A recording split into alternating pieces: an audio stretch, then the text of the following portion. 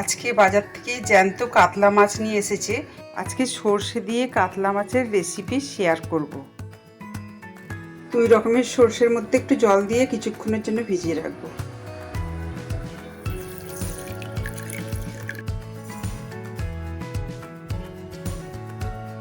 দুই রকমের সর্ষে আগে থেকেই ভিজিয়ে রেখেছি, জল থেকে ছেঁকে তুলে নেব।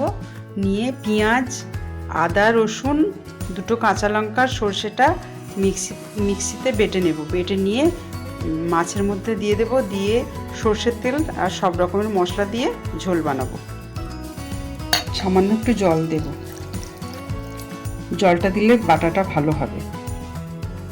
কাতলা মাছগুলোর মধ্যে কি দিয়েছি না, সর্ষে বাটাটা, সর্ষের তেল, লঙ্কা, নুন, হলুদ, চেরা কাঁচা লঙ্কা, ধনের গুঁড়ো, জিরের গুঁড়ো। মশলাগুলো মাছের সঙ্গে ভালো করে মিশিয়ে পরিমাণ মতো জল দিয়ে ফোটাতে দেব। লঙ্কার গুঁড়োটা একদম সামান্য দিতে হবে, কেননা ওই সর্ষে বাটার মধ্যে 2টো কাঁচা লঙ্কা দেওয়া আছে। রান্নার শেষে সামান্য একটু কাঁচা সর্ষের তেল ছড়িয়ে দিয়ে ঢাকা দিয়ে 1 মিনিট রেখে দেব। এবার সর্ষে কাতলা সার্ভ করব।